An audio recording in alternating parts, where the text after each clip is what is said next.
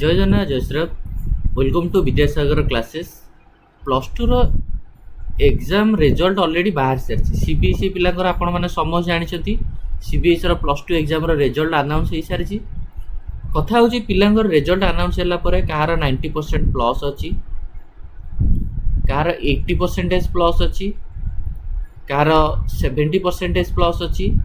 कहार 60% plus अछि बा कहार 90 रु 100 भीतर रेंज कहार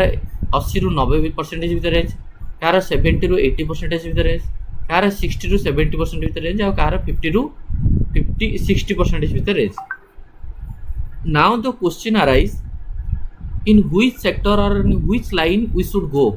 और वी शुड फोकस। प्रथम कथा मु कहि रखिया चाहिबी आपण निज निजर ड्रीम कोन आक बाछि दियंतु। प्लस टू एग्जाम पर आपण पाखरे बहुत सारा रास्ता अछि।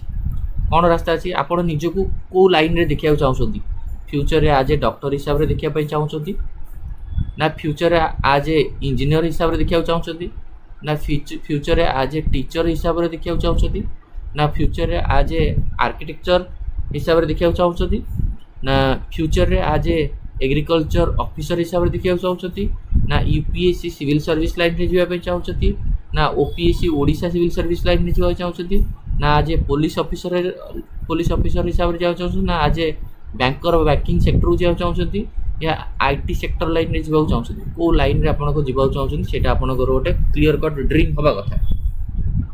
ठीक अच्छे मु प्रथम कही दूची 50 रु 60% पिला आपण मैंने बर्तमान में कौन कले बेटर हम तापर मु सब परसेंटेज हिसाब से जीवी गोटे क्लियर कट आपनकर डिस्कसन रही। जदि आपनकर 50 रु 60% भाया परसेंटेज रोची ताहले आपण माने जो पेरेंट्स माने पिला मान ऊपर ट्रस्ट नहीं पिला माने निज निज ऊपर कॉन्फिडेंट नहीं कि आमे नीट एग्जाम देकरी डॉक्टर हबु बोली यदि कॉन्फिडेंट नहीं ताहले आपण ए लाइन को स्किप कर दियंतु किछि असुविधा नहीं। नीट बदल रे आपण माने ट्राई करंतु सीयूईटी एंट्रेंस एग्जामिनेशन काहे की कहूची आपण सीयूईटी पिला जानि नाथि सीयूईटी कोन जदि आपनकर 50 रु 60% परसेंटेज अछि आ आपण सीयूईटी एग्जाम दोची कॉमन यूनिवर्सिटी एंट्रेंस टेस्ट ए सीयूईटी एग्जाम थ्रू रे आपण माने बहुत भलो लाइन रे जाई परिबे। एग्रीकल्चर लाइन रे जाई पारि कि फ्यूचर रे गोटे AAO assistant agriculture officer UPSC OPSC ए लाइन को जाई परिबे जदि आपण एग्रीकल्चर करछथि। आ एग्रीकल्चर पुणी को एग्जाम दे कि सीयूईटी कारण ये एग्जाम गोटे एमिति एग्जाम जो थरे 11th पाठ आपनकर पढियार नाही ओनली 12th पाठ पढ़ी आप एग्जाम देवे यही प्लस टू सेकेंड ईयर पाठ पढ़ी एग्जाम देवे खाली फिजिक्स केमिस्ट्री बायोलोजी किंबा फिजिक्स केमिस्ट्री मैथ पढ़ी एग्जाम देवे तेणुकर ये पाखे गोटे गोल्डन अपॉर्चुनिटी अच्छी 50 रु 60% परसेंटेज को कहीं पचारे आपड़ जब ये केवल physics chemistry biology physics chemistry math वर्षे पढ़े आपड़ ए सीयूईटी 2027 एग्जाम देवे ना ये जो पिला रिजल्ट बाहर जो मैंने फॉर्म फिलअप कर 2026 देवे बट जो मैंने करना सीयूईटी 2027 देवे। विद्यासागर क्लासेस रे 1 ईयर रो कोचिंग दिया होची गोटे वर्ष आपण ऑफलाइन किबा ऑनलाइन रे आसी पढ़ी परिबे। तो जदि सीयूईटी पय ऑफलाइन ये अच्छे आप हॉस्टल फैसिलिटीज अच्छी ऑनलाइन चाहिए ऑनलाइन स्मार्ट बोर्ड रे पढ़ाबो बेस्ट वे पढ़ाबो चाहिए जदि आप सीयूईटी पय पढ़ी परिबे एग्रीकल्चर लाइन जाई परिबे ताले फॉरेस्ट लाइन जाई फॉरेस्ट रेंजर हेरी खाई परिबे नहले आप हॉर्टिकल्चर लाइन जाई परिबे नहले आप फिशरी लाइन जाई असिस्टेंट फिशरी ऑफिसर वाला लाइन को जाई परिबे भलो माने जॉब ये रहइबो। सीयूईटी जाइए आप फॉरेंसिक साइंस भी करें फॉरेंसिक साइंस सी पुणी कौटी ना सी पुणी जाइए आपंकर टॉप यूनिवर्सिटी रे फॉरेंसिक साइंस करें। सीयूईटी एग्जाम देखिए आप दिल्ली यूनिवर्सिटी आप बटनी कि जूलोजी कि फिजिक्स कि केमिस्ट्री ये ब्रांच रे पढ़ी पारे। सीयूईटी एग्जाम देखिए आप भल भल टॉप यूनिवर्सिटी रे विभिन्न प्रकार ग्रेजुएशन कोर्स करें आर्ट्स रे साइंस रे कॉमर्स रे आपनकर इच्छा तेणु सीयूईटी रे परसेंटेज किछि मैटर करेनि 11th पाठ पढ़िबोनी तो सीयूईटी के आप बैकअप हिसाब रखु जो मैंने 50 रु 60% रखा चाहूँ अच्छी 50 रु 60 पिला हूँ कि 60 रु 70% पिला हूँ आपण मैंने कि 70 80 जहाँ हो सीयूईटी आप गोटे बैकअप रे रखिपारे। तापर नेक्स्ट यदि पिलाकर ना मत एग्रीकल्चर लाइन कि लाइन जीवार ना मत गोटे प्लेन मु गोटे टीचर हो गोटे हाई स्कूल टीचर हो बसबी कि गोटे टीचर माने गोटे स्कूल रो गोटे माने हेडमास्टर हो बसबी ताल तुम मैंने एनसीईटी एग्जाम को आप नेशनल कॉमन एंट्रेंस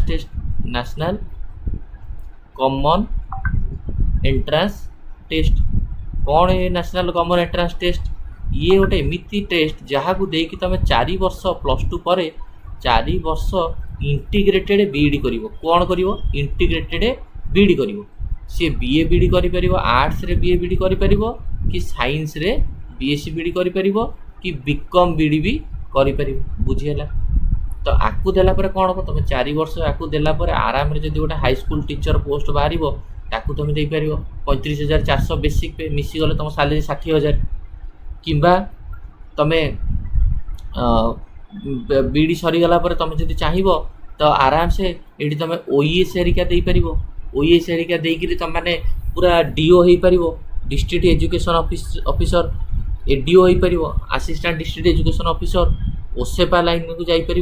माने बहुत भल भल प्रोफेशन को तुम जापर एनसीईटी देखी ये भी गोटे पाठ सहज 11th पाठ पढ़ियार ना केवल 12th पाठ पढ़ी एग्जाम दब आराम रे एनसीईटी क्रैक करदेव ये सहज एग्जामटा तुम मानी बुझीगला। तो एनसीईटी लाइन एनसीईटी पढ़ा चाहूँ भी 1 ईयर ये प्रिपेरेसन विद्यासागर कर ऑफलाइन ऑनलाइन जो थे चाहिए प्रिपेरेसन कर बिंदास पढ़ी पार किसी टेंशन ना बुझीगला ना बुझीनी। एनसीईटी गोटे बढ़िया ऑप्शन 50-60% पिला कि 60-70 कि 70-80 पिला भी रखिपर तुम बुझीगला। ओके ओयूटी भी ना शुणी थो OUT Odisha university of agriculture and technology OUT भी तुम मानकर परसेंटेज दरकार जो मानकर 10th रे भल परसेंटेज अच्छी +2 रे भल परसेंटेज अच्छी से मैंने ओयूटी को बाछ 90 ରୁ 100 80 ରୁ 90 यही पिला ओयूटी लाइन को तुम मैंने जापर ओयूटी नीट को जापर नीट समस्ते देपर भाई मु कहूनी परसेंटेज मैटर करे नीट सब लाइन जापर बट ओयूटी हाई परसेंटेज पिला ताको प्रिफर कर से ओयूटी भी तुम एग्रीकल्चर पढ़ी पार सीयूटी एग्जाम देकी सीयूटी एग्जाम एनी परसेंटेज पिला अपेयर करेंगे मिनिमम 50% जनरल कैटेगोरी जो तुम +2 अच्छी तुम सब एग्जाम एलिजिबल है। तो सीयूटी एनसीईटी लाइन जापर बुझीगला तुम मैंने कोचिंग ना चाहिए 1 ईयर कोचिंग तुमको दिखाऊँ आराम पढ़ तापर रहा बीएससी नर्सिंग जदि तुम जान तुम बीएससी नर्सिंग गोटे अच्छी ओडिशा रे 8टा भाया गवर्नमेंट कॉलेज अच्छी बर्तमान पे तो बीएससी नर्सिंग लाइन को भी तुम जापर आ बीएससी नर्सिंग गोटे भल 4 वर्षर कोर्स 4 वर्ष पाठ पढ़ बीएससी नर्सिंग रे तुम आज ए नर्सिंग ऑफिसर हिसाब से ये कर एम्स नर्सिंग भी अच्छी all India institute of medical science AIIMS nursing भी तुम मैंने एग्जाम देकर एम्स नर्सिंग जापर नर्सिंग सेक्टर तुम मान बढ़िया रही